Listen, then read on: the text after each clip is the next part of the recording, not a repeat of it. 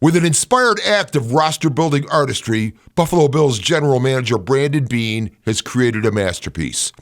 How close can these Bills be to perfect? We're talking about it today on the Ralph Rant. Let's go. Welcome to the Ralph Rant, your source for hard-hitting Buffalo Bills takes. Now, here's your host of the Ralph Rant, that veteran watcher of generations of Bills teams, the prophet who predicted Josh Allen's greatness, that opinionated so-and-so you've walked out on parties because of. The Ralph. Welcome to the Ralph Rant. I am your host, the Ralph. Thank you so very much for being here.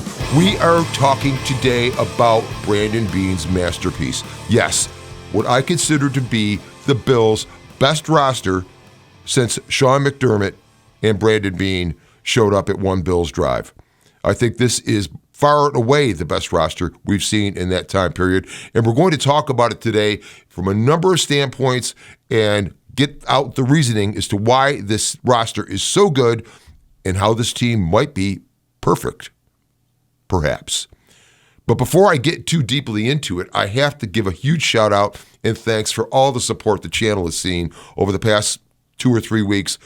Unbelievable. We put out a video on the new Highmark Stadium and then another one on what I believe the defense will look like coming up this season. And the response is just, like I said, blown me away. I never expected it to be like that, and darn near speechless, which is strange for the Ralph. Thank you so very much. But let's get back on topic. Now, I'm not the only one that thinks this is a masterpiece roster, because the Buffalo Bills are favored in every single regular season contest this season. This has only happened 4 times before in the 2000s. In 2007, the Patriots were favored to win every single game, and indeed they did, going 16-0, only to lose to an interior pass rush and a helmet catch and the New York Giants in the Super Bowl. Then in 2019, the Kansas City Chiefs were favored to win each and every game, and they absolutely did win the Super Bowl. Then in 2020, the Ravens were favored to win each and every regular season game. That fell apart pretty quickly after the start of the season. And then again, in 2023, the Chiefs were favored to win every single game, and they went on to win the Super Bowl. So this business of being favored in every game has some good ring to it if the Bills can pull it off. And I'm telling you what, it's going to get started in Game 1. A lot of people are upset that it's not sort of a pushover opponent in Game 1 to get to 1-0. Nonsense. Bring on the Ravens. Bring them on. Because if you're going to go undefeated this season, you want to start it off with that. And I've got a feeling Buffalo's got some surprises for the Ravens when they come back to Highmark. And it won't just be a frozen field, because it will be nice weather and the Bills will beat up on them even worse. But let's get into it all now. Go. Now, when Sean McDermott was aspiring to be an NFL head coach, let's imagine a genie appeared and was going to grant him 3 wishes. We could speculate on what those wishes might have been. Number 1, he probably would have wished for a great franchise, great owner, huge, great, adoring fan base. Well, he certainly checked that box. He's in Buffalo. Bills Mafia, say no more. His second wish probably would have been for a superhuman quarterback over which they broke the mold, that there's never been another one like it, and maybe he should even be called Josh Allen. Well, he could check that box because he's got Josh Allen. But his third wish, I believe, is one that Brandon Beane has finally just granted. And it's been the one he's talked about the most since he's been a coach of the Bills. He's talked about the fan base and the ownership a great deal. He has certainly talked about Josh Allen with admiration that's unmatched.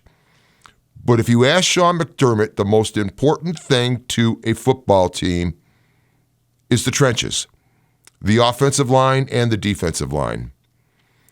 This is where the emotion, the toughness, and the intimidation occurs. The lines are where it's at. It's the core of any good football team. And McDermott has said this repeatedly. And I think Brandon Beane has delivered on it for him. Now, on the offensive side, it was pretty close already. You've got 5 returning starters: Deion Dawkins, David Edwards, Connor McGovern, Osiris Torrance, and Spencer Brown. Also, Alec Anderson, the 6th offensive lineman featured in the jumbo package, he's re-signed and he is back. And the Bills also have some great backup talent that would probably be looking at starting jobs on other clubs coming this fall. Of course, Ryan Vandermark has been with the club 3 years now, but you've got guys like Tylen Grable and Cedric Van Pran Granger. Again, these are guys that would probably be starting elsewhere. Buffalo's offensive line is terrific, and it will only get better with the continuity brought by Joe Brady and especially Aaron Kromer. Then there's the defensive line. And defense has been a little bit of an issue. We talked about it in our last video. I'm talking about actually in that video how I believe that this Bills defense will be terrifying. And one of the reasons for it, again, is the line play, like we're talking about here. In addition to Ed Oliver and Greg Rousseau, and to a lesser extent, Daquan Jones and A.J. Epinesa, the Bills signed Joey Bosa, Larry Ogunjobi, and Michael Hoyt to free agent contracts in the offseason. And these are going to be huge additions, but then it did not stop. In the draft, Buffalo traded up a couple of times and got T.J. Sanders, Deion Walker, and Landon Jackson. So the Bills are, in my eyes, really set on the defensive line, and it is more to it than just that because they also have now Ryan Nielsen, who is a defensive line technician and guru, and he will be making some changes, which we will see this fall, with a much more attacking and aggressive defensive line. So I think Buffalo has it together in the trenches, and Sean McDermott has got his wish. But there's more to come, and we're going to talk about it right now. Now, the offensive side of Beane's masterpiece was actually pretty much together.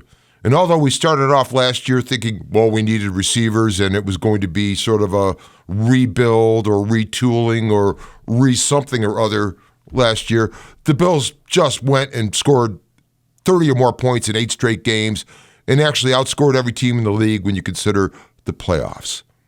So I think finishing touches is an apt phrase to put to it. We've just got done talking about the fact that the Bills are returning the entire offensive line. Of course, Josh Allen is back. He's married now. That's just going to settle him down even more. Look out. And then the backfield is back and the same. James Cook, Ray Davis, Ty Johnson. So you've got these returning players in this continuity now with Joe Brady's second full year in this offense after having started 2 years ago mid-season. So definitely a better situation for that. And then as far as receivers go, the everybody eats situation continues. Khalil Shakir, Keon Coleman, Curtis Samuel. But to those guys, we have added a couple of players that I am very, very interested in, and these are the huge finishing touches.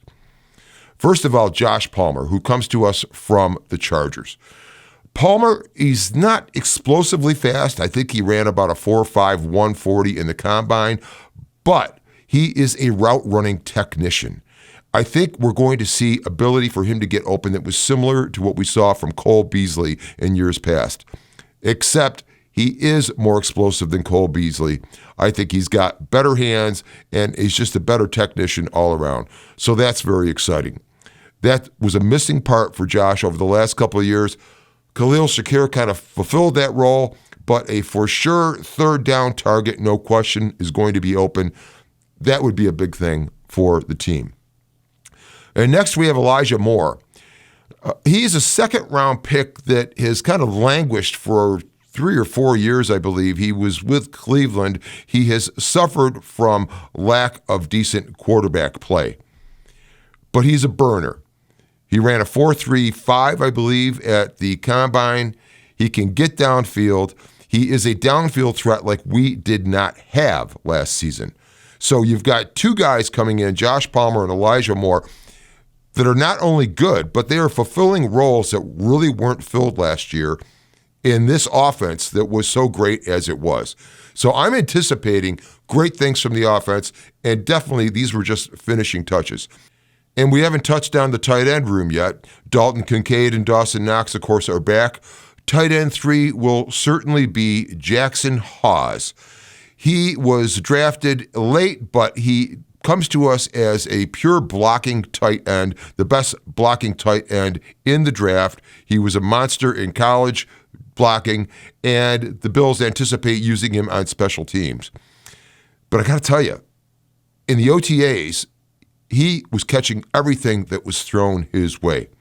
And I have a feeling if you've got a pure blocking tight end, we could talk about some 12 and even 13 personnel situations where you get Jackson Hawes out there chipping on a defensive end and then trotting over to a zone and catching a ball and rambling. I have a feeling there's going to be a lot of value in that.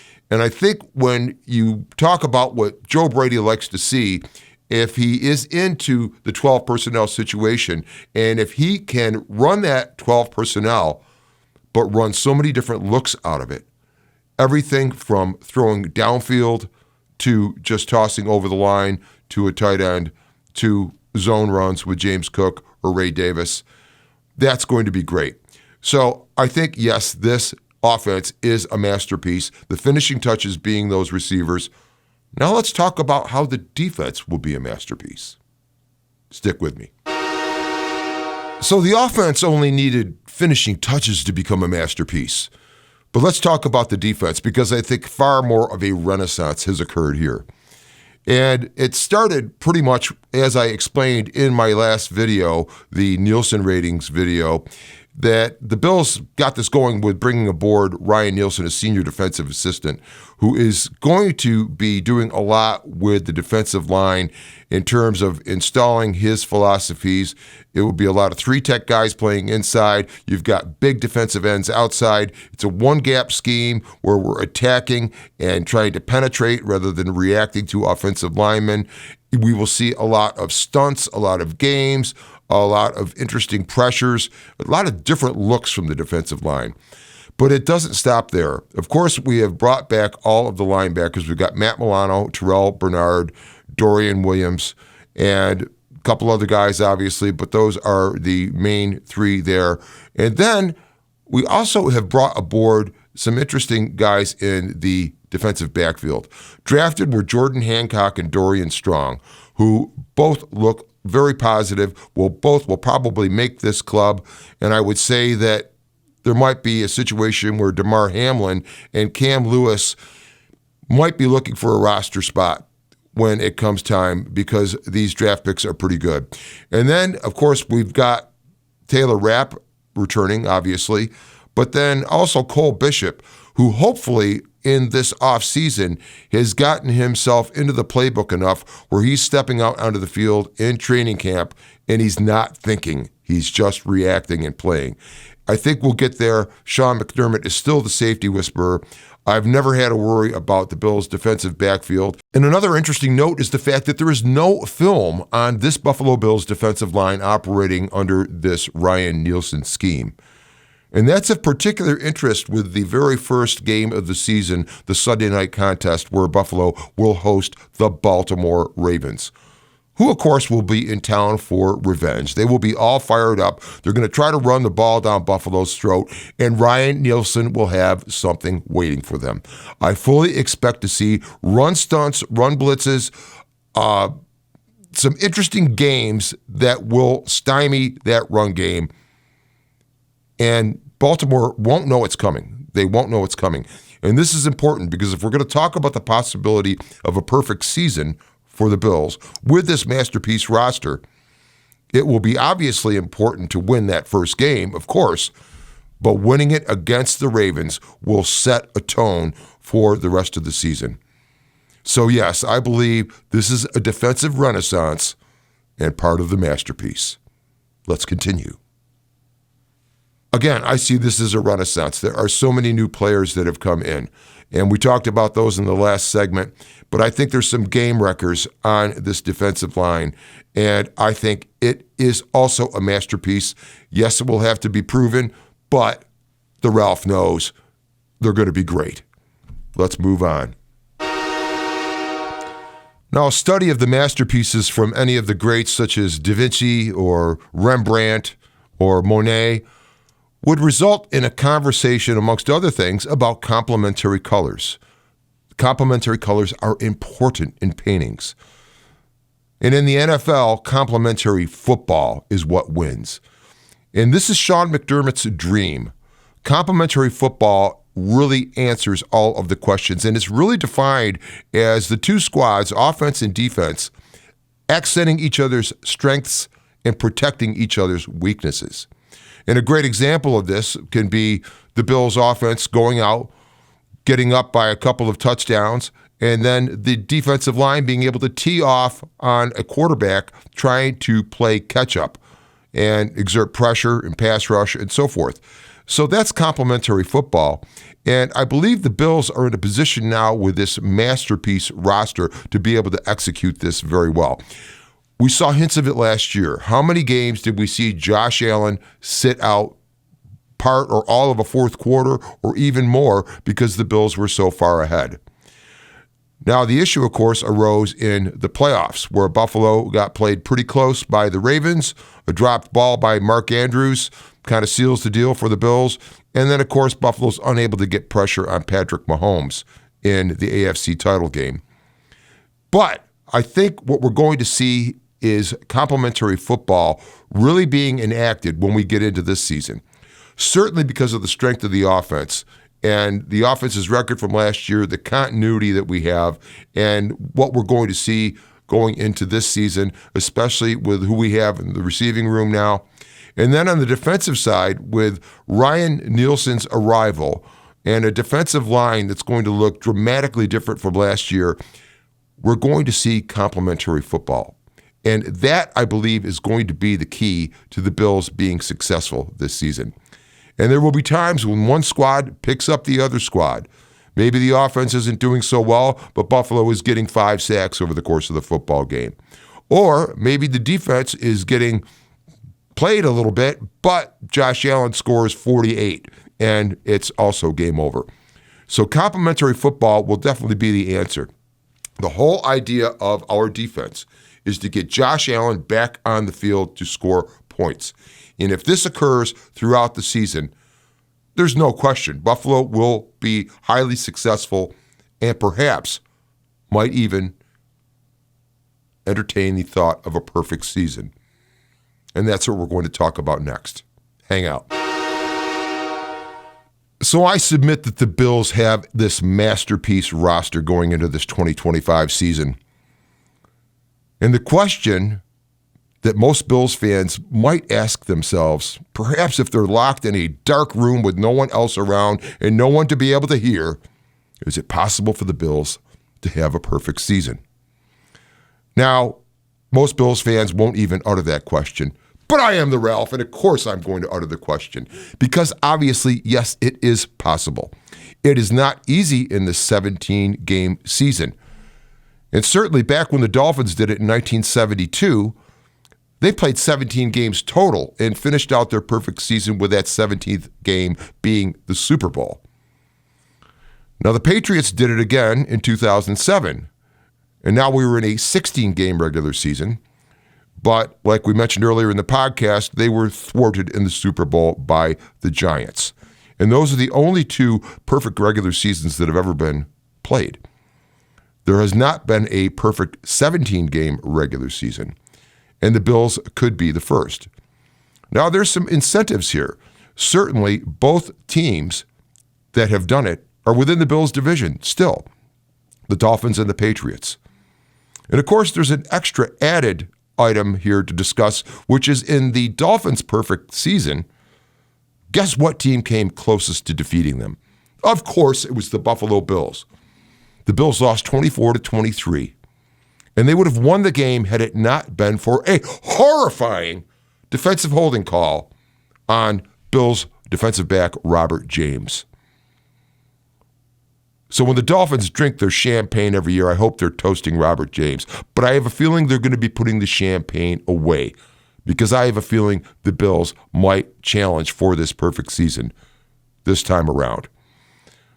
Now, we've got all of the things in place we've talked about, the great offensive and defensive line, the returning skill players, the upgrade in the defensive scheming, and we also have the fact that Buffalo is playing the last season at Rich Stadium, Highmark Stadium, whatever you want to call it, the Ralph.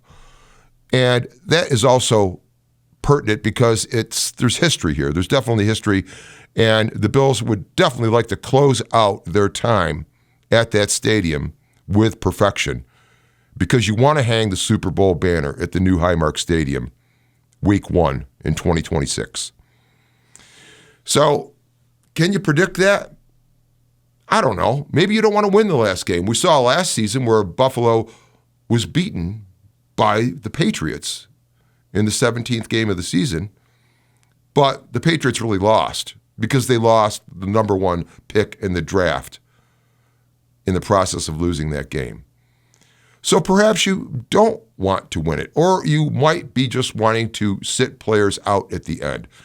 If the Bills are playing the Jets and it's meaningful, hopefully the only reason it's meaningful is because Buffalo is trying to lock up the number 1 seed in that last game, because that will be required. You're not going to want to try to play a wild card game and then go through the playoffs and win a Super Bowl going 21-0. Let's leave it at 20-0. That's the magic number. Now, it's really difficult to sit here and predict this, and nobody is going to predict a perfect season. So why did I even put this on the list? Because I'm the Ralph. And yes, I am predicting the perfect season. And it's going to start out by the Bills defeating Baltimore. Baltimore will not know what hit them when Buffalo's run defense stymies them and Lamar Jackson is intercepted twice. So that's going to do it for this week's show. Thank you so much for joining me. Very much appreciate all the support we've gotten, like I mentioned earlier in the podcast. I urge you to go ahead and smash that like button, hit subscribe. Doing each only takes a nanosecond. And I appreciate all the comments we've been getting, very much so. I will definitely be keeping this going, and I definitely want to keep it growing. I never expected this kind of response, but very, very much appreciate it and having a blast with it. I'm hoping you guys are too. Thanks so much. Go Bills, the Ralph Rant. I'm out.